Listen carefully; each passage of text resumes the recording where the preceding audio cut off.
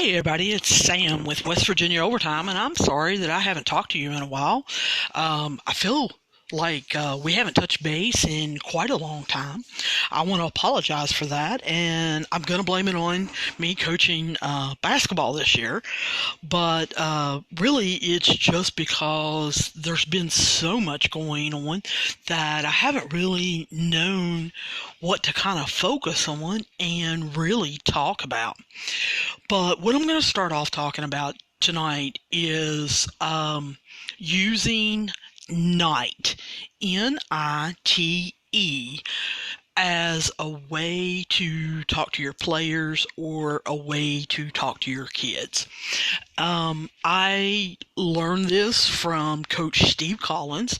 He is a Wisconsin basketball coach that I believe has won three state championships and is one of the more winning active coaches in the state of Wisconsin. He hosts he hosts two podcasts, High School Hoops and Basketball Coaches Unplugged. They're both excellent podcasts that I would totally recommend for you. He also has a teachhoops.com website. I am not a member of it, so I can't vouch for it, but it does have some good reviews. I've actually looked at possibly, getting involved in it. I know that if you get active on teachhoops.com, then he will have like one-on-one calls with you, and then you have group calls on Sunday with 9 other coaches. There's 10 coaches in a group, and you talk about basketball and kind of give ideas, and I know that you can also, being a member of teachhoops.com, that you're supposed to be able to email your group and email Coach Collins, and they will send you plays or ideas or practice plans, whatever you need. I am not sure how much it is to join or anything. Like I said, I'm not a member of it, but I'm sure you can get on the website and see. But that's enough about Coach Collins. I'm going to talk a little bit about what Coach Collins taught me in his latest podcast, and then we're going to go into some other topics. He went into using NITE, like I said, it's NITE, with your players or your kids. And I can honestly say this is working well with me. Not only with coaching, but your old niece, and it works very well with her. I think it works pretty well with people in general.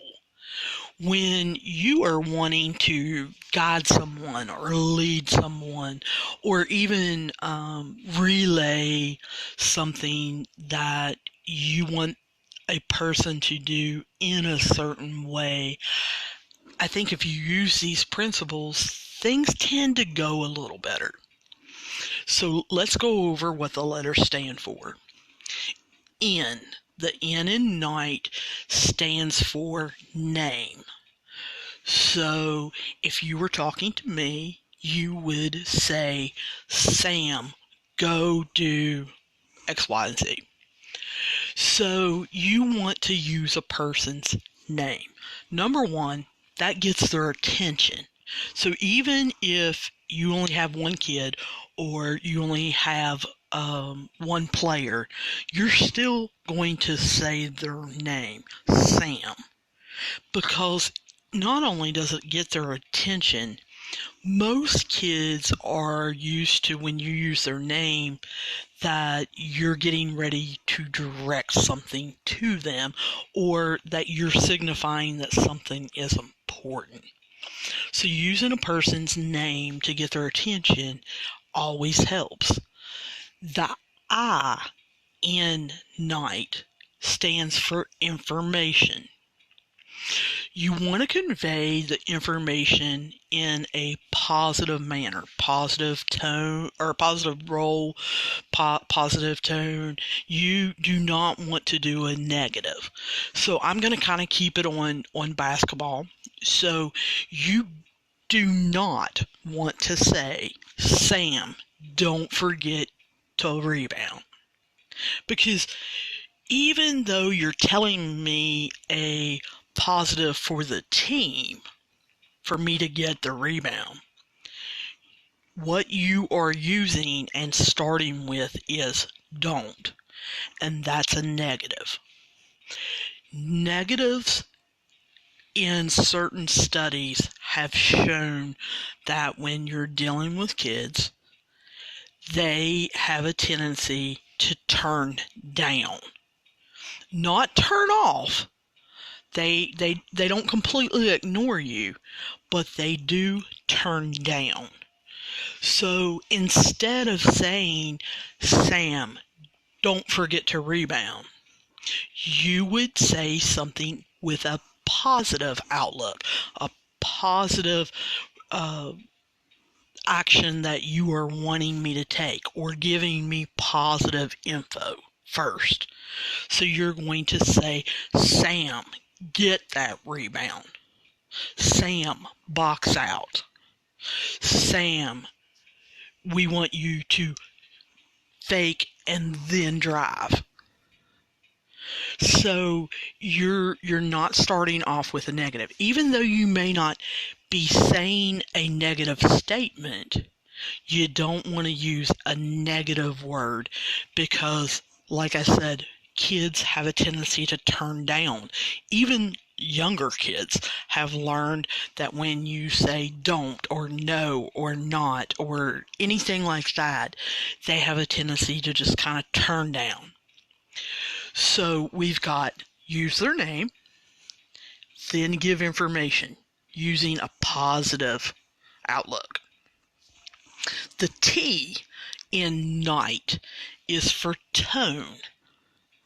So you want to use a either neutral tone or a little upbeat. Okay?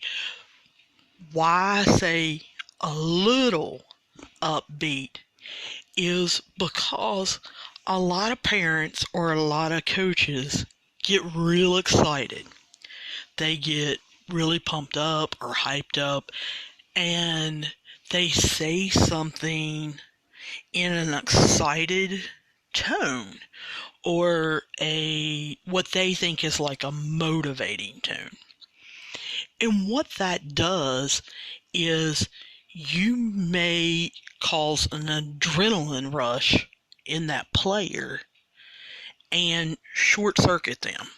I was talking to a coach about that tonight, how, certain players, if you get real excited, it's not that they get excited, it's almost like they go 100 times over what you want them to be.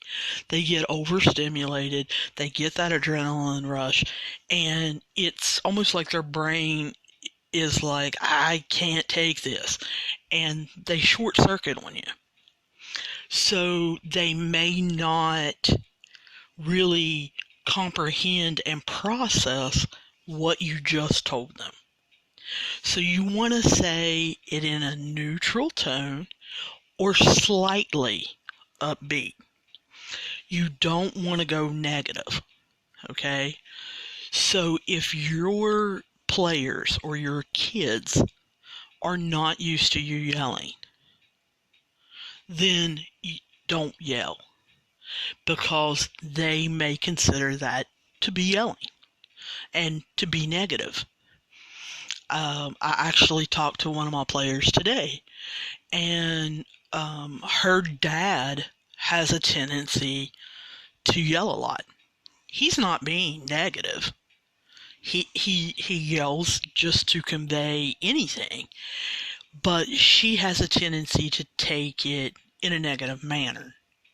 Well, other people are yelling at her, And they may be yelling just because they're trying to be heard, because it's a loud situation.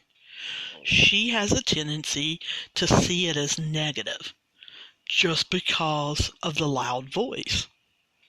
So I really talked to her today and said, there's going to be certain situations where you're going to hear me yell. I don't want you to take it as a negative. I want you to know I'm yelling because it's so loud. And I can't get you to come to me at that point in the game or that point in the practice. If I could come to you, I would. I would definitely come to you. However, the referees kind of frown on that. So I really talked to her and I said, we're going to practice this today.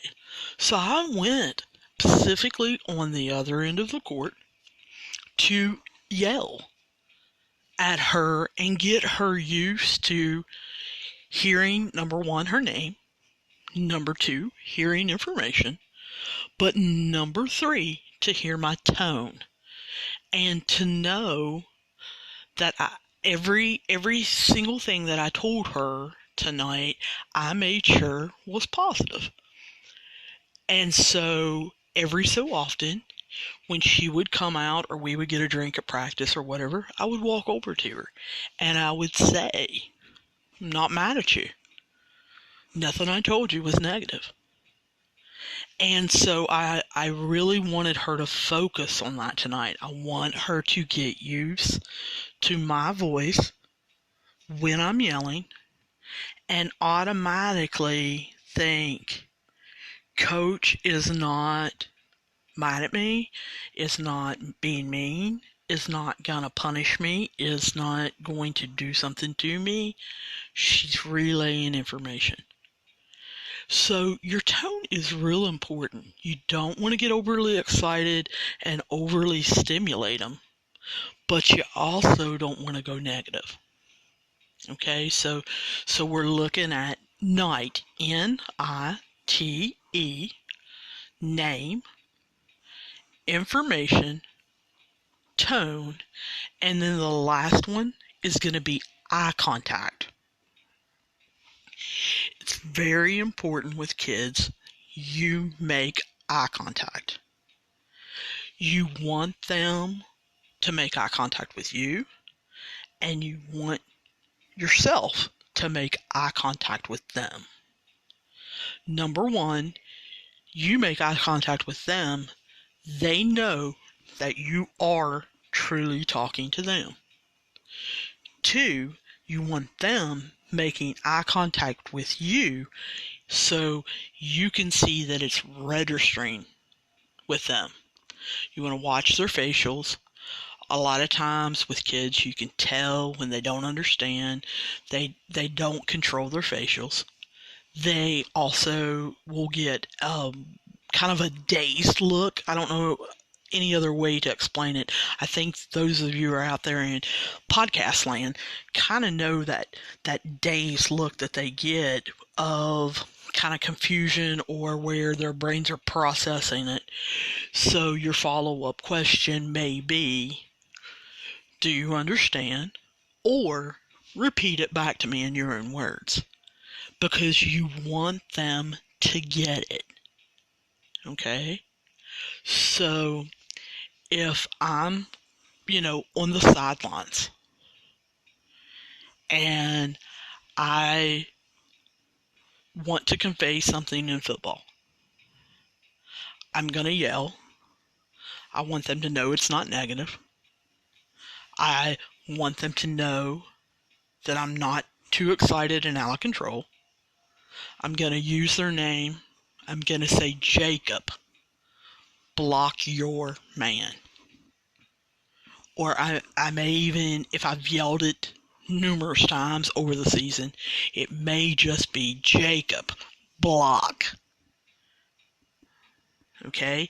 I'm going to make sure that I don't say, Jacob, don't forget to block your man. See how that's different? Has a different connotation. That kind of puts it in Jacob's head. Don't forget to block my man. Well, I must have forgotten before, or coach is mad at me because the last time I did forget, or it gets their mind going. No, it's just Jacob, block your man. And I'm going to do my best to make eye contact with him and have him make eye contact with me. That way I know he heard me, and I, again, am watching his eyes, I'm watching his face. Did he understand? So I kind of hope that NITE really helps you guys with the name, information, tone, and eye contact. Use that with your kids. Use that with your players. I think you're going to see a difference in how they react to you and how they kind of have a tendency to listen a little more. Now, of course, we're not going to get into, selective hearing. That's something else, and maybe that'll be a topic in the future. But we're not going to talk about selective hearing or you telling them to clean their room and they don't do it. We're not going to get into all that. But I think if you use these, that you're going to kind of see a difference. So I hope that helps. Like I said, I got that from Coach Steve Collins. He is in Wisconsin, and he is with teachhoops.com, and he has 2 podcasts, Basketball Coaches Unplugged and High School Hoops. So what we're going to do now is we're going to take a little break, and when we come back, we're going to talk about the Hurricane basketball situation first off. So I'll see you guys in a minute. Hey everybody, I wanted to tell you about Anchor. It's what I'm using to make this podcast. I use it not only because it's free, but because it's easy. I can record and broadcast anything and everything right from my phone, or I can use a computer. It allows me to edit things, and it has everything I need just in one place. And not only that, you can make money from your podcasts. But what you have to do is you've got to go download the free Anchor app. Go to anchor.fm just to get started. And then send me a link. I want to hear your podcast. Hey everybody, it's Sam from West Virginia Overtime, and I'm coming back to you. I told you we wanted to talk about the Hurricane basketball player situation.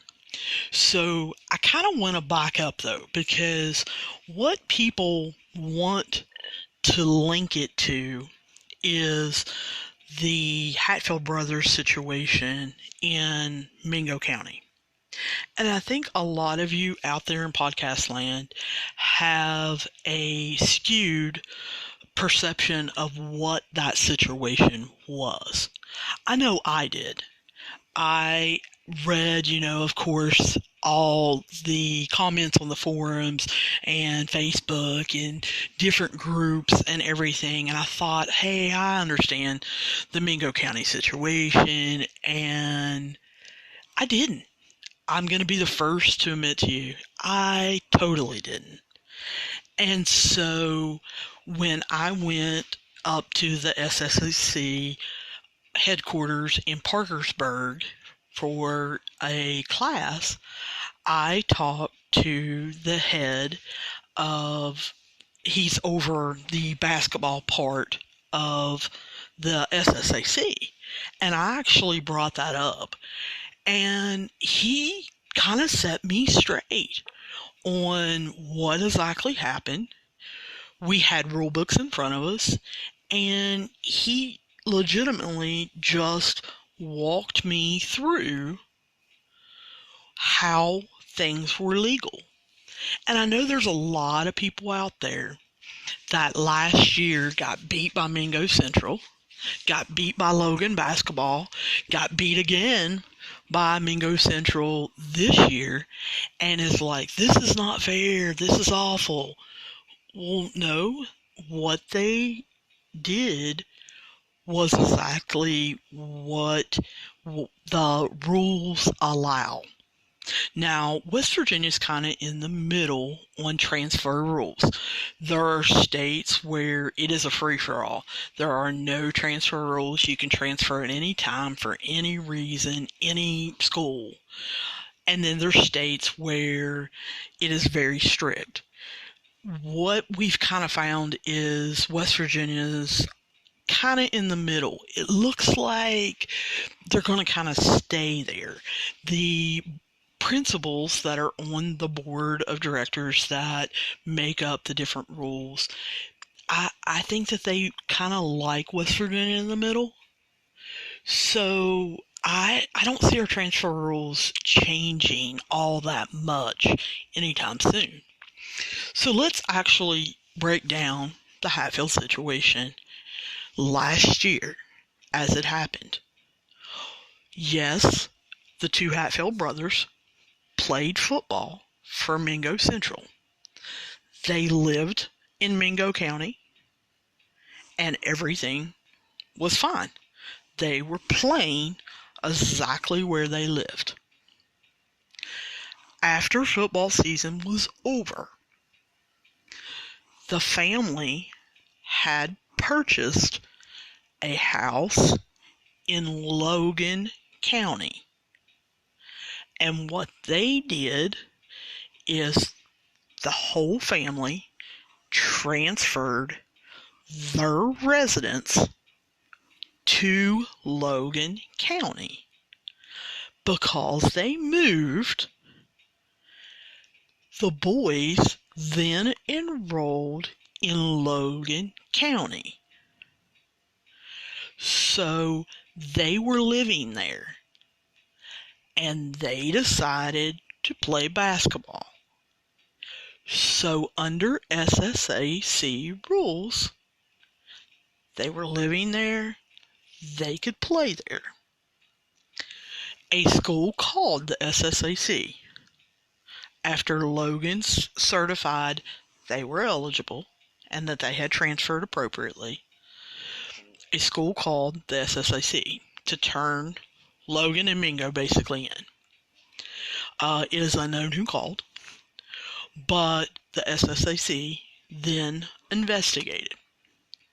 So some of the documents that they had to provide throughout the season was, number one, that they legitimately, you have to have a lease or you have to have purchased your home. So they had to provide that information to the SSAC, that the house in Logan County was not just somewhere they were staying, that they actually had either leased it, such as rent. They leased it for 6 months, they leased it for a year, they've leased it for 3 years, whatever, or that they have bought their home. Then they had to show 2 or more utility bills from that residence. So, you're talking, you've got to show water and electric or gas or, cable, trash pickup, sewer. You've got to show utility bills of that particular address. Then the SSAC actually sent someone out to make sure they were living there. Kids' clothes are there, parents' clothes are there. It's obvious they're living in the house. And then you have to show proof that the house in Mingo County, something was done with it. It cannot be given to another family member. It must either be sold, it's got to be rented, something's got to be done with it. So they had to show proof of that. And so, they had to show these legal documents where they actually transferred everything over. And it is my understanding that even the parents transferred their driver's license to that address. They transferred voter registration. to that address in Logan County and all 9 yards. Okay, they were living there. Now, of course, everyone knows the situation after basketball season, but before football season started, they moved back to Mingo County. So again, they had to provide all of that information.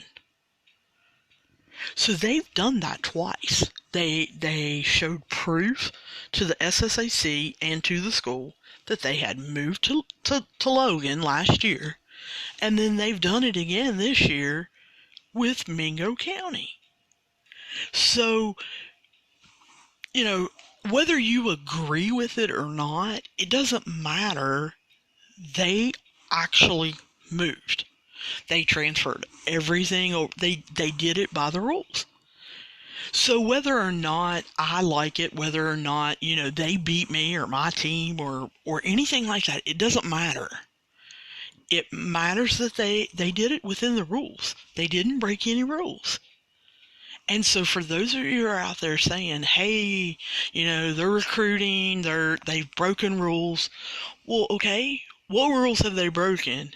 And show me proof they were recruited. Because if you can do either one and show it to the SSAC, hey, more power to you. But they did it within the rules. Now, yes, you can argue all you want. They shouldn't be allowed to do that. I don't like it. My team's getting beat, blah, blah, blah, blah. Yeah, you can argue that all you want. But by the rules, they did it. Same thing. People are bringing it up again. The same basic concept with Luke LaRose transferring from Nicholas County to Shady Springs. Well, it's the same situation. It is my understanding the LaRose family actually moved to Shady Springs District, and they are in the process of showing all documents to the SSAC because, again, a school turned them in. Who knows what school, Nicholas County, but who knows what school has actually, caused any ruckus or anything. But it is my understanding that the LaRose family now is having to show proof that they legally have moved, they have obtained a residence, whether it be through lease or buying, and that they are in the process of, transferring all documents and stuff to the SSAC so that Luke LaRose can play for Shady Springs. And it is my understanding he's going to be found eligible. And if that is exactly what they've done, they've had to move, whatever, then, hey, more power to them. You can say, if you get beat by Shady this year, hey, they beat us, blah, blah, blah, blah, but don't say they used an ineligible player. Don't say that they didn't follow the rules, because so far they have. So let's turn to the hurricane situation. I'm going to tell you what I know from the articles that have come out, from talking a little bit to the SSAC, and then also talking to a little bit of people in the community, not many, because a lot of the people in the community just don't know. So let's just talk a little bit about the hurricane situation. There are 2 players at Hurricane High School that are in temporary guardianship of Daniel Hicks. It is my understanding that Mr. Hicks in 2011 tried to create his own school, which would be West Virginia Prep, and it was going to be kind of a homeschool, private school situation, and it was going to be basketball players. They were going to train and have a basketball team. It was found that the living conditions were absolutely horrible. From what I read doing the history search, Mr. Hicks had charged at least 7 players $500 to even attend the school. He was told that this was not legal and to, cease this. He later got caught up in a police sting and was charged with a felony and went to jail. He is the temporary guardian of these 2 boys. Everyone that any reporter has talked to and that I have mentioned their names to has told me what great kids these 2 boys from Sudan are. They're outstanding young men. They have good character. They're not troublemakers. They're not, any problem whatsoever in school or in the community or anything like that. From what I understand, the kids at Hurricane have totally opened their arms to these 2 kids and really made them part of the Hurricane community. And props to Hurricane for doing that, because, they could have somehow held it against them. One is 7'2", one of them is 6'10". They could have, held it against them that they were taking other players' spots or something like that. The Hurricane community has not did that, and I mean, the Hurricane community has had them with open arms, like I said.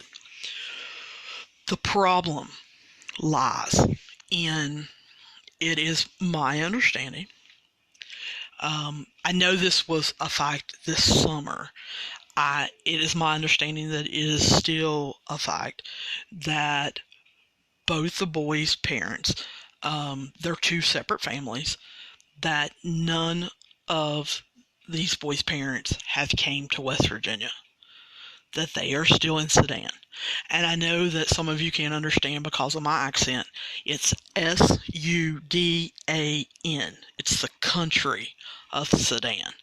I'm not saying Sudan as in a car.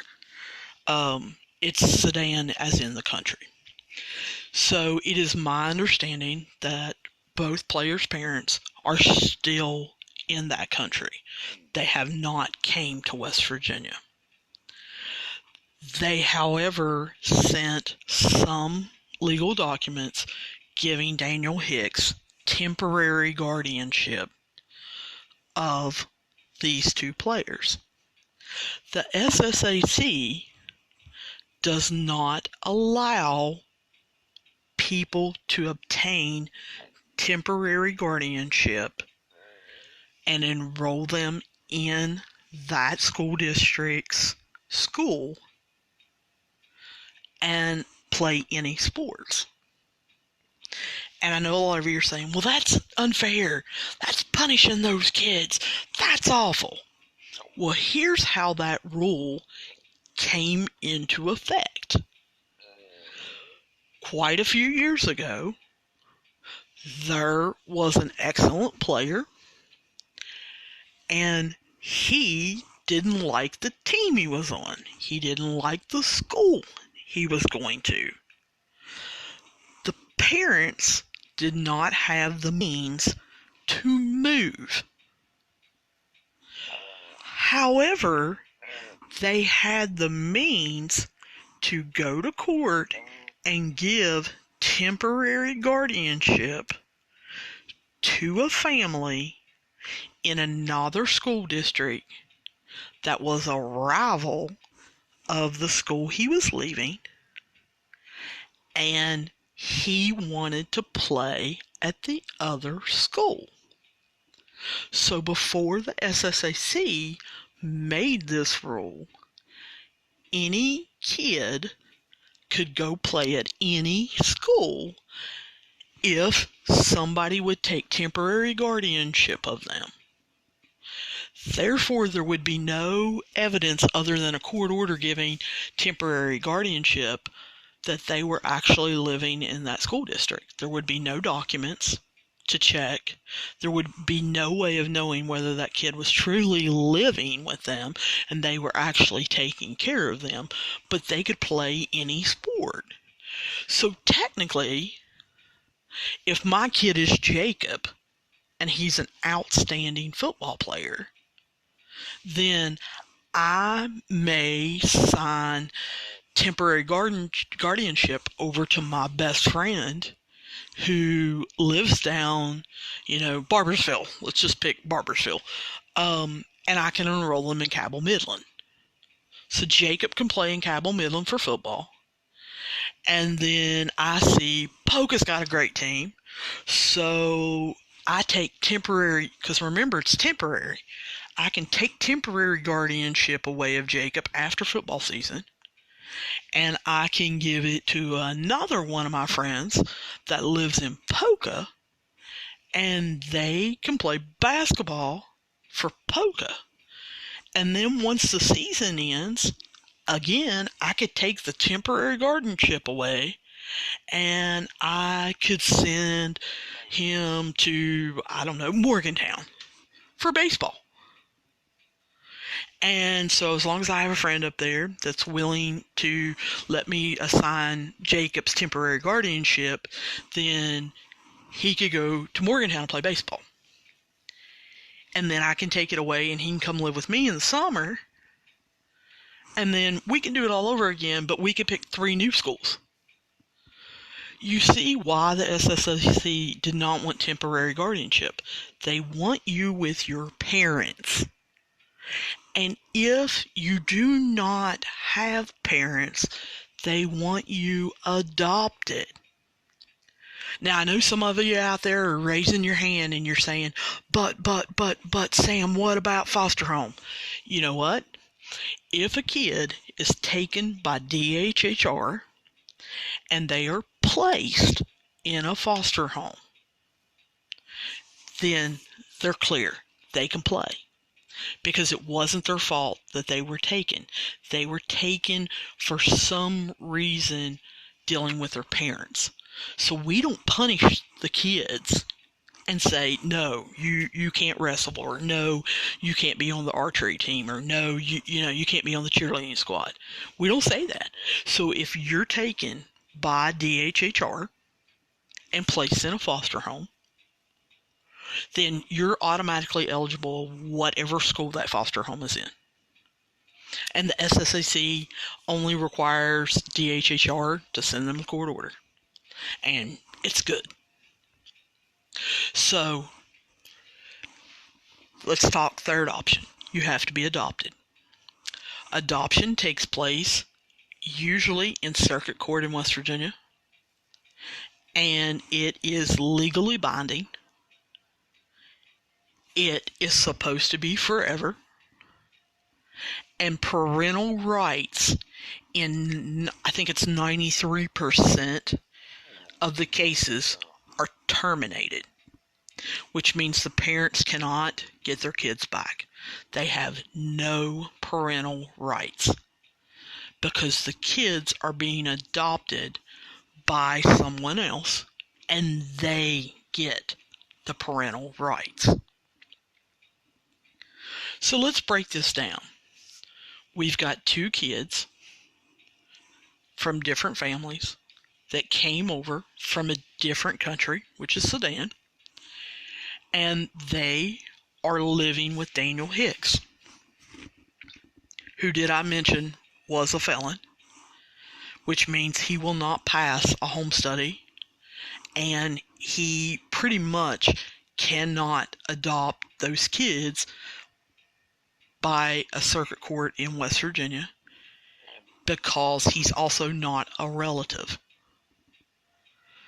West Virginia will waive home studies and waive that in certain instances in circuit court. They are very rare. We do not like to place kids in an adoptive home with someone that's not a family member or someone that they consider to be a family member, and that's in the law. It's a kinship relative care. You can look that up. Kinship is anyone that a child may think is a family member or consider to be a family member. So Daniel Hicks was not that. He was unknown to these kids. And he's a felon. We usually in West Virginia do not place with DHHR, we do not place with people that have felonies. Okay? So they are with Daniel Hicks on temporary guardianship because their parents in Sudan still have parental rights. So they have been ruled ineligible by the SSAC. However, both kids are appealing this decision. And hopefully the SSAC will have a quick hearing and take everything into consideration. If anything has changed, if any circumstances have changed, if they're living with someone else, if the parents have decided to terminate and give up their own parental rights to give them to someone else, or something like that has went on, then the SSAC should consider that. And should that happen, then yes, those kids should play. I totally agree with that. If the parents come over from Sudan and they find a place to live in Hurricane, those kids should play. However, right now, they are not eligible under SSAC rules. And I don't think, unless things change, they should be allowed to play. That's my personal opinion. And here's why. Number one, I don't think we should teach any kid it's okay to break rules. And I'm not just talking about the Hurricane Sudan players. I'm talking about the other members of Hurricane's team. We should not teach them to break rules or to try to find a way around them. Third reason, I don't think we should teach the teams that play against them that it's okay to break rules. I don't care who plays them or whether they win or lose. I don't think we should be teaching kids it's okay to break rules or it's okay to find a way around them. Secondly, I don't think they should play because I think that if they're going to live in West Virginia, that, like I said, either their parents should be here because they need to be with their parents. They love their parents. If their parents don't want them, that's something else. Then we need to proceed. DHHR needs to immediately proceed to terminate those parental rights, place them in a foster to adopt home that is legal, that is certified, and then proceed with adoption. So if the parents do not want them, and Putnam County DHR says the parents do not want them, and they proceed to place them in a foster home in Hurricane, again, they are eligible to play. And once they get adopted, they're still eligible to play. But I think we need to make sure these kids are safe. So anybody that's listening out there that works for DHHR, I used to, I encourage you, get DHHR to just make sure these kids are safe. That's my main concern. Are they safe? The other thing that I would like for people to check is, are they covered by insurance? Are they okay? And by that, like I said, I used to work for DHHR. I want to make sure that if they get hurt while practicing, while in school, while goofing off and being a kid in their front yard or whatever, that if they get hurt, that they can be taken care of. Because I don't believe that they can be put on Daniel Hicks's insurance. He's not their parent, and he hasn't adopted them. Most insurances will not allow temporary guardianship people to be placed on your insurance. They require whoever has parental rights to keep insurance on them. And I don't know that their parents in Sudan have insurance for them. Fourth, I don't believe that DHHR can grant them insurance, because I don't know that they can give them insurance, because I don't know that they can do it, because Daniel Hicks, again, is not a parent, and two, he hasn't adopted them. Now, I'm hoping DHHR has said, because they're in the state of West Virginia, because they're living with Daniel Hicks, because he has temporary guardianship, and they don't have any other way of getting insurance, then West Virginia has stepped in and gave them Medicaid. I hope they either have Medicaid or they have some other insurance, because I definitely don't want these kids to get hurt. And yes, if it's a life or death situation, a hospital's going to treat them. But if they get sick, they get a cold or something like that, I want them to be able to go to the doctor. But also, if, God forbid, one of them breaks a bone, or, they get a sprained ankle, or, I don't know, things happen in basketball, they break their finger, or whatever. I don't want the hospital to treat them and then bill them.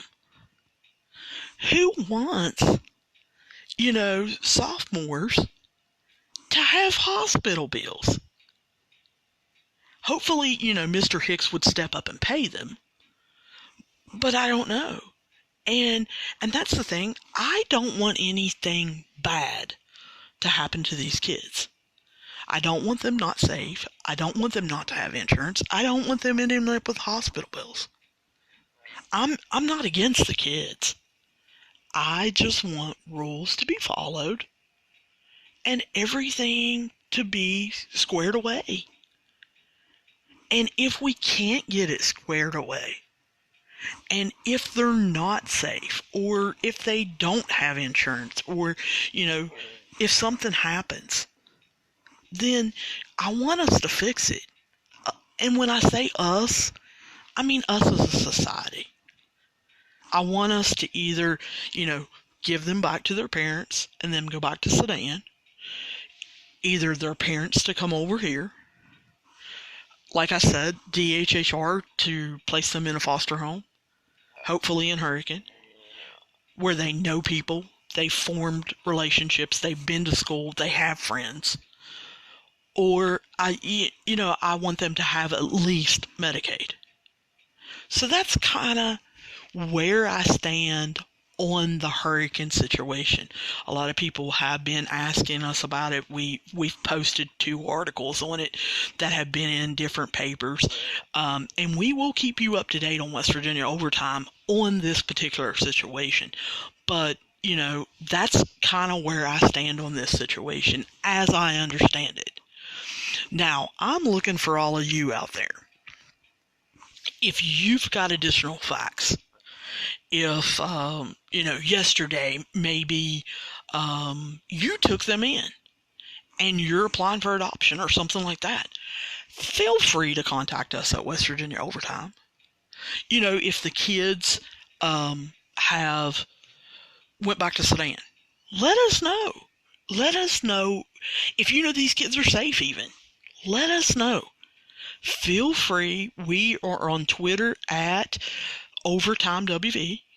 We are on Facebook and Instagram at WV Overtime. You can write us at wvovertime@gmail.com. Just let us know any information that you have about these kids. I would love to be, I don't know, sometime in January or February. I would absolutely love to go watch the Hurricane Redskins have these two kids on the floor playing varsity basketball and their parents in the stands clapping and cheering. I think that would be awesome. I think that would be probably the perfect situation because I truly believe that these kids have made friends. The Hurricane community has accepted them. They are on the Hurricane basketball team. I think Hurricane, West Virginia, they can't find, a better place for them to be. I would love for their parents to come over here and have a West Virginia life. And them also to be accepted in the Hurricane community. I hope it happens. So this is me signing out. Remember, we're for the fans, by the fans. So you have any questions, comments, problems, or protests, you know how to get a hold of us. And I will see you real soon.